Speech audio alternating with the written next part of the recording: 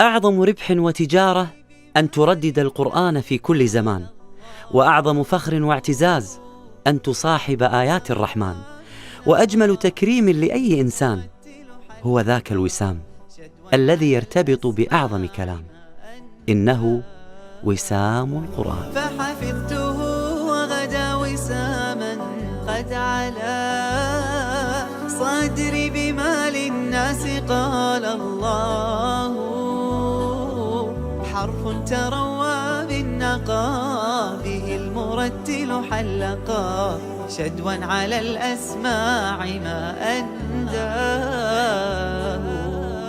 كأني دخلت الجنة بهذا الجو اللي أنتم عيشتوني فيه. أنت تسمع هذا الكلام ترى تشعر بالأمان. الشيخ المعصراوي قاعد يتناقش مع اللجنة إن ما تخصمون عليه. سبحان الله صارت له ظروف، سبحان الله وقلب الموازين. أنا بديت القرار واستمر معي إلى النهاية. حافظ 20 15 10 ما ختم. في بعضهم كان يقرأ نفس الحصري الحمد لله رب العالمين.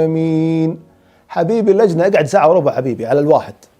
مسابقة الكويت الدولية لحفظ القرآن الكريم تعتبر من أغلى المسابقات على مستوى العالم من حيث قيمة الجوائز. هذه المسابقة تقريبا صار لها 10 سنوات، تعتبر متأخرة بالنسبة للمسابقات الدولية، لكن تبارك الرحمن تفوقت وتميزت على الكثير من المسابقات الدولية في حفظ القرآن الكريم. ولتميزها نتج عنها مجلس تنسيقي ينسق كل المسابقات الدولية يعقد في الكويت، وهذا إن يدل على تميز أهل الكويت في خدمة القرآن الكريم. اللهم لك الحمد. تعالوا معاي نتعرف على هذه المسابقة الدولية أكثر وأكثر.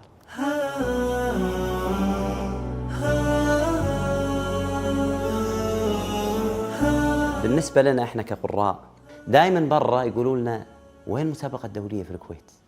متى تأتي هذه المسابقة؟ لتميزنا، لهم يعلمون أن احنا متميزين أصلا في مسابقاتنا المحلية. صحيح. ثم جاء تحقيق الطموح، أسأل الله يجزاكم عنا كل خير في هذا البلد المبارك، مسابقة الكويت الدولية، كلنا فرحنا. شلون جت هذه الفكرة؟ حقيقة أن مسابقة الكويت الدولية هي من الأعمال الرائدة واللي نفخر فيها جميعا في قطاع شؤون القرآن الكريم ووزارة الأوقاف وعموما في دولة الكويت. هي مفخرة الكويت. نعم. مسابقة الكويت الدولية، وهي تحظى برعاية سامية من حضرة صاحب السمو أمير البلاد حفظه الله ورعاه، وأنشئت قبل 10 سنوات. هدية تذكارية لصاحب السمو راعي الجائزة، وهي عبارة عن لوحة فنية بعنوان القرآن وحب الأوطان.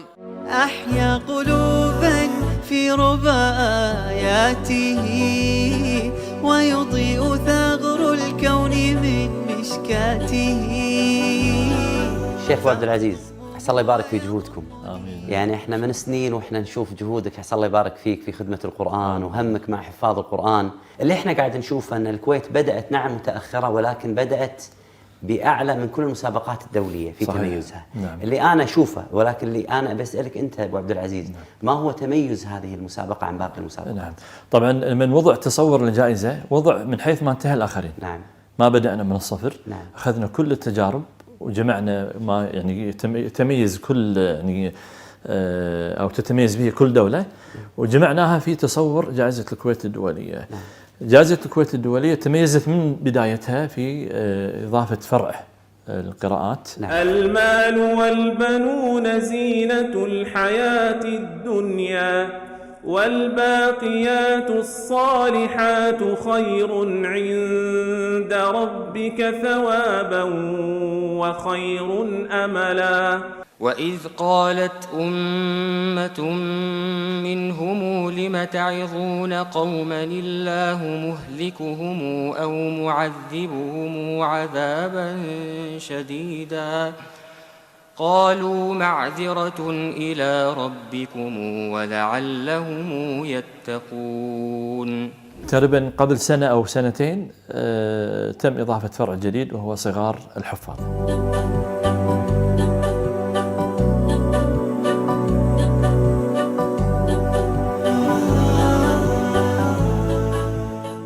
من مميزاتها أيضا قيمة المكافآت المقدمة للطلاب، وأن جميع من حضر أيضا يتحصل على مكافأة وإن لم ما فاز، المهم نعم وإن لم يفز يعني. طبعا الإجمالي المكافآت المالية الأول في فرع القراءات يحصل على 20,000 دينار كويتي. القرآن الكريم كامل الأول يأخذ 10,000 ويكرمون 5 الأوائل. فرع التلاوة الأول يأخذ 5,000 ويكرمون 5 الأوائل. صغار الحفاظ يكرمون أظن 3 الأوائل، الأول يأخذ 5,000. يعني إجمالي الجوائز تقريبا بحدود 170,000 قريب 70,000. هذا بس جوائز الفائزين. أي نعم. يعني احنا دائما نقول مسابقات الكويت الدوليه صارت بالنسبه لنا حدث. التركيز على الجانب الاعلامي، الاعلانات اللي برا، اشوف البيوت اصلا الاسر تتشارك حتى من الناحيه المعنويه كونهم في الكويت.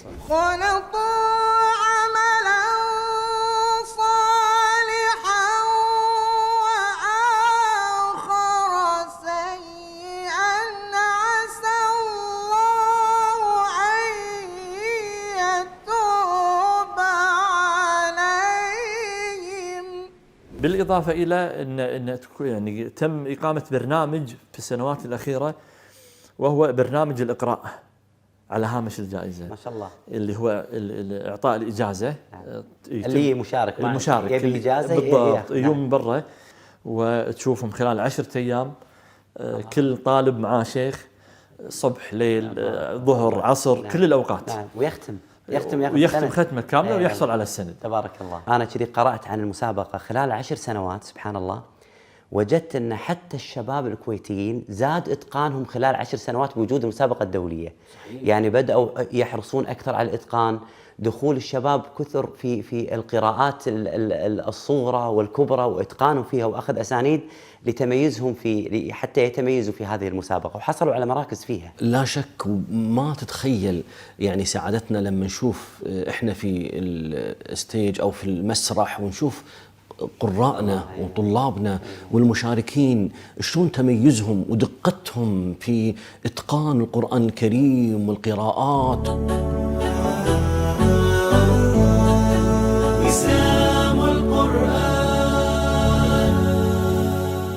هذه المسابقة مسابقة الكويت الدولية شجعت الشباب الكويتي على إتقان القرآن وحفظ القرآن أكثر، ومنهم الشيخ خالد العناتي عسى الله يحفظه، شارك في هذه المسابقة مسابقة الكويت الدولية لحفظ القرآن الكريم، وحصل على المركز الأول في فئة 30 جزء تبارك الرحمن. وبعد 6 سنوات شارك في مسابقة أول الأوائل اللي نظمتها دولة قطر الدوحة، وتبارك الرحمن حصل على المركز الأول. يعني الشيخ خالد العناتي أول الأوائل على مستوى العالم الإسلامي في حفظ القرآن الكريم. قصته عجيبة وتستحق أن كلنا نفتخر فيها. أفلا يتدبرون القرآن ولو كان من عند غير الله لوجدوا فيه اختلافا كثيرا.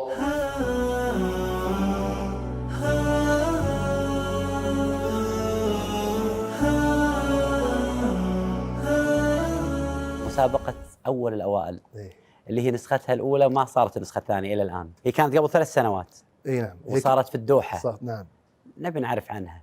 خذ الشيخ خالد اليوم خذ أول الأوائل. أنا عن نفسي كنت أنتظر النتيجة، يعني إحنا كنا قاعدين، عرفت اللي طالع مباراة ينتظر نتيجة، كذي كنت ناطر أبي أتوقع كنت مع الشيخ عبد العزيز فاضل في مسابقة الكويت الدولي المحلية. نعم. واتصلت علي. نعم أنا كلمتك على نعم. طول وأعلنت مباشرة، لأن واتصلت على الوالد، قال أنا كنت أبي أخذ أول شيء في كل شيء، يعني حتى أول واحد اتصل على الوالد أبارك له، أول واحد، لأن إحنا نفتخر فيك يا شيخ خالد. لنا الشرف والفخر يا قول معروف ومغفرة خير من صدقة يتبعها أذى والله غني حليم. شروط المسابقة أن المتسابق نفسه يكون حاصل على المركز الأول في مسابقة دولية. احنا كنا تقريبا 38 واحد، يختارون من المرحلة الأولى 10 نفسهم يختبرون مرة أخرى.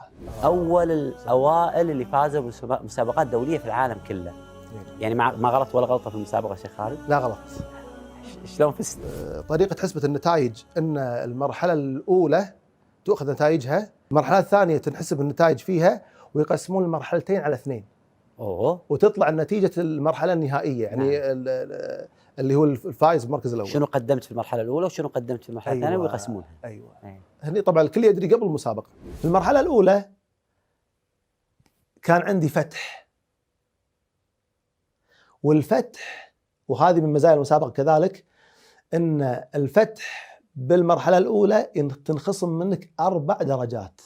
وأنا وقفت تنحت، حسيت أن الصفحة صارت بيضة. ففتح علي على طول. شنو كان السؤال هني تذكره؟ كان السؤال في سورة الشعراء. نعم. وإذا بطشتم جبارين فاتقوا الله وأطيعون. كان أوقف. وقفت. في المرحلة النهائية ساعة 55 دقيقة. طبعا أنا كانت قرايتي سريعة في المرحلة النهائية. في بعضهم كان يقرأ نفس الحصري، الحمد لله رب العالمين. حبيبي اللجنة اقعد ساعة وربع حبيبي على الواحد. الكلام في المرحلة النهائية خبرونا أن ترى يا جماعة خلاص أنتم الأسامي هذه راح إن شاء الله تدش المرحلة النهائية. نعم. وتبدأ المرحلة النهائية اليوم الفلاني. الشيء الغريب أن واحد من أصدقاء المتسابقين اللي دائما يدخل معاهم مسابقات الدولية عموما، فقال له قبل ما يروح خالد المسابقة، قال أنا حلمت فيك. سبحان الله، هذه رؤية. قال له ايش حلمت فيني؟ قال أنت الأول. هذا شيء عجيب. يعني أنا سمعت خلصت في المرحلة النهائية بالحفظ الحمد لله ولا غلطة. يعني واحد يقول صوتي كلش يلوع الكبد. ايوه فعلا كان صوتي أنا كلش تعبان. أنا على بنا مهيئ نفسي أن عندك الحين أنت 10 أسئلة، فيا خالد تبدأ أول شيء القرار وترتفع. أنا بديت القرار واستمر معي إلى النهاية. ما ارتفع كلش. وبح الصوت مسك. يعني كان الكلام كله منصب عندي. فلما يعني الخبر بعدين، يعني كان الخبر يعني كأنه بالنسبة لي يعني أنا عندي إياه مسبقا.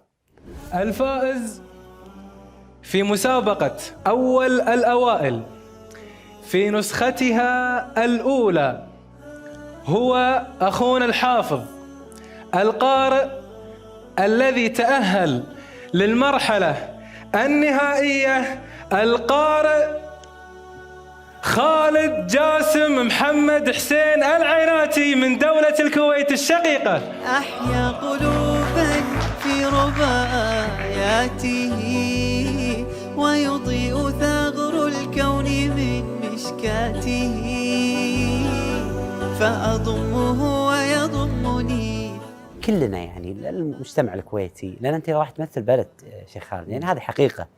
أنت اليوم تمثل نفسك نعم كحافظ كتاب الله سبحانه وتعالى ومجتمعك الصغير في البيت، لكن حقيقة أنت رايح لعلم بلدك يعني تمثله. الله يطول عمرك. طبعا بالنسبة حق الكويت كانت الرسالة تقريبا وصلت 600 رسالة. تبارك الله. واتساب. نعم.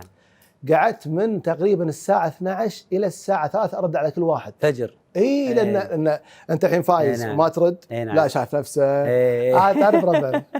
فقمت أرد فويس أسرع. نعم. تقريبا 3 ثواني على كل واحد. نعم. طبعا في ناس ما شاء الله اللي أعرفهم إلا الوالد طبعا. فرحتنا لا توصف إن الابن يوصل إلى هذه المرحلة الكبيرة، وكانت منافسة شديدة على خالد. هو لم يدخل الفرحة في قلوبنا فقط إحنا، بل على أهل الكويت كلهم، أن يطلع في أول مسابقة من مسابقات يعني متميزين أو أول الأوائل، أن يطلع واحد من أهل الكويت أو ابن من أبناء الكويت يفوز في هذه المسابقة. هذه لا شك أنها شرف وتاج على يعني أهل الكويت كلهم. شو كانت فرحته الشيخ جاسم أسأل الله يحفظه؟ طبعا الوالد أكيد، طبعا الوالد لما جيت أنا بالمطار دمعت عينه. وطبعا المشاعر هذه غالبا وصفها يعني اللسان لا يستطيع التعبير عنها. نعم. الغالب الوالد طبعا أنا ثاني إخواني من الذكور، فالوالد كان يحمسني أنا وأخوي محمد، فكنا في المسابقات دائما ندش مع بعض. الأولاد اللي كانوا عندي كانوا تقريبا 5 أولاد، وكانوا يحفظون. كان الصغير توفي رحمة الله عليه عبد الله، ما كان معاهم في الحلقة، فكانت المجموعة هذه يعني متآلفة ومتجانسة مع بعض. لكن اللي تألق منهم حقيقة خالد تألق وحفظ القرآن وعمره 13 سنة. الكل اللي قاعد يشاهدنا الآن في البرنامج أول الأوائل في المسابقات الدولية أنه يحصل عليها واحد من أبناء الكويت وشباب الكويت، هذا يعني مدعاة للفخر لنا كلنا. اليوم أنا سؤالي شيخ خالد، أثر المسابقات، فائدة المسابقات للحافظ نفسه، أشوفك أنت حريص عليها، شنو كلامك عنها الشيخ؟ بالنسبة حق المسابقات توسع مداركك. نعم. أنت مثلا عندك طريقة بالحفظ، تلقى مثلا في مصر طريقة مختلفة. نعم. قد تكون أقوى من طريقتك. نعم. فتنقل الفكرة. نعم. علاقات أنا نعم. كثير من علاقاتي القوية مع مسابقة دولية. نعم. حتى بالخليج يعني. نعم. وقوة الحفظ والتهيئة للمسابقة. قوة الحفظ، كذلك قوة الشخصية. أنت لما يكون حفظك قوي تكون المعلومات عندك قوية، فلما تيجي تتكلم بشجاعة. نعم.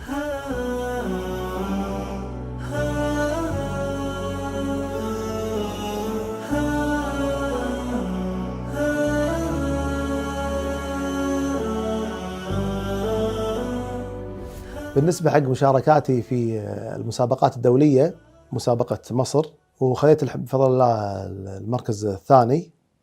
بعدها شاركت في مسابقة الملك عبد العزيز 2007 وخذيت المركز الرابع.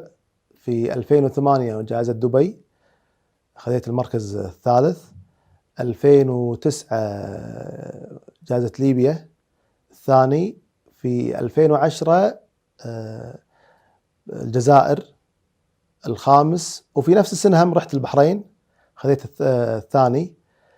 في 2011 كانت مسابقة الكويت الأول بفضل الله سبحانه وتعالى. اللي ما حفظ يبي يحفظ.